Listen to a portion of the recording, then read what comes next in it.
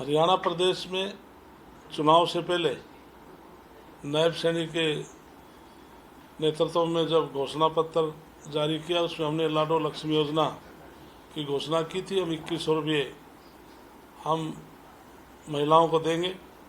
और हमने पहली बार हुआ कि सेशन से पहले तो कैबिनेट होती है, लेकिन पहली बार शायद इतिहास में हो गया, सेशन के तुरंत नेक्स्ट डे हमने कैबिनेट बुलाई और उस कैबिनेट में केवल एक एजेंडा था, दीनदयाल उपाध्याय लक्ष्मी लाडो योजना हरियाणा सरकार शुरुआत करेगी। तो उसमें हमने फर्स्ट फेज जो लिया उसमें 1 लाख तक जिनकी आईडी में इनकम है, उसमें लगभग 19.5-20 लाख महिलाएं आएंगी जिनकी 23 साल से उम्र से लेकर 60 वर्ष तक होगी। और 1 नवंबर को हम वो देने जा रहे हैं। हमने जनता के बीच में जो अपने मैनिफेस्टो में जो वायदा किया, लगभग हमने 217 के करीब हमने मैनिफेस्टो के अंदर हमने घोषणा पत्र जारी किया था। उसमें हमने 41 हमने पूरे कर लिए हैं और इस वर्ष हमारा 90 का लक्ष्य है और अपना घोषणा पत्र को एक-एक करके हम पूरा कर देंगे।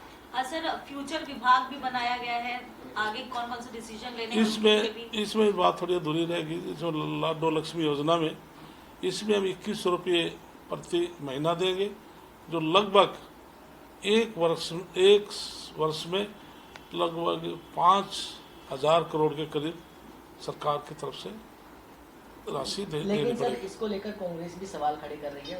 आपने जब घोषणा की थी तो आपने कहा था कि सर महिलाओं को मिलेंगे, लेकिन अब नॉर्म्स खड़े कर दिए हैं तो उससे सब महिलाओं को इसका लाभ नहीं मिलेगा। इसके लिए महिलाओं के लिए हमने जो वायदा किया हम पूरा करेंगे। माननीय नायब सैनी जी ने शुरुआत की है, शुरुआत अच्छी की है, भविष्य भी अच्छा होगा। सर, फ्यूचर विभाग का गठन किया गया है, ये विभाग क्या करेगा और किस तरीके से आगामी समय में हरियाणा के लिए काम करेगा? कौन सा विभाग? फ्यूचर विभाग।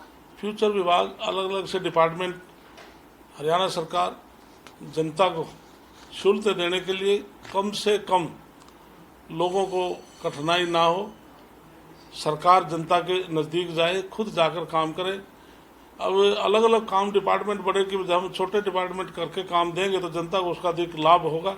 इसलिए नायब सैनी की सरकार भविष्य के लिए हम हर आदमी बहुत जल्दी अप्रोच कर सके, जल्दी अपने काम करा सके, ऐसा विभागों के काम का बंटवारा करके आम जनमानस तक पहुंचने के लिए आसानी हो। इस बार विधानसभा का जो सत्र रहा काफी हंगामेदार के लिए कांग्रेस पार्टी काम रोक को प्रस्ताव लेकर आई थी और 6 बार हाउस एडजर्न हुआ, लेकिन जो प्रस्ताव लेकर आए थे स्पीकर साहब ने कहा ये आपका उचित नहीं है, इसलिए खुद कांग्रेस ने उसको चेंज करके लॉ एंड ऑर्डर पर प्रस्ताव दिया था। और हमारे हरेंद्र कल्याण जो हमारे स्पीकर महोदय हैं उन्होंने स्वीकार किया और 2 घंटे का समय डिबेट के लिए दिया। और अब आप देखेंगे, प्रोसीडिंग देखेंगे, वीडियो देखेंगे, जब विपक्ष ने क्योंकि 5-6 लोग बोले, 2 घंटे का समय था, सत्ता पक्ष के किसी व्यक्ति ने, एक व्यक्ति ने को टोका टाकी नहीं की। जब हमारे लोगों ने डिबेट में बोलना शुरू किया, उन्होंने हंगामा फिर शुरू कर दिया।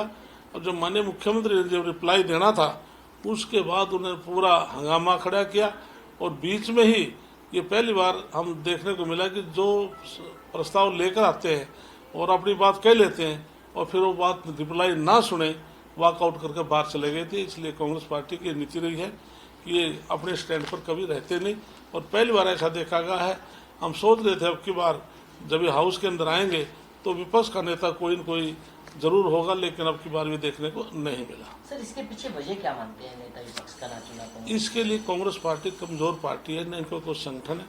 भारतीय जनता पार्टी संगठनात्मक पार्टी है जिसके देश में 18 करोड़ कार्यकर्ता हों और जो संगठन तय करता है वही लागू हो जाता है। इनमें कोई संगठन है न कोई एक दूसरे को मानने वाला है।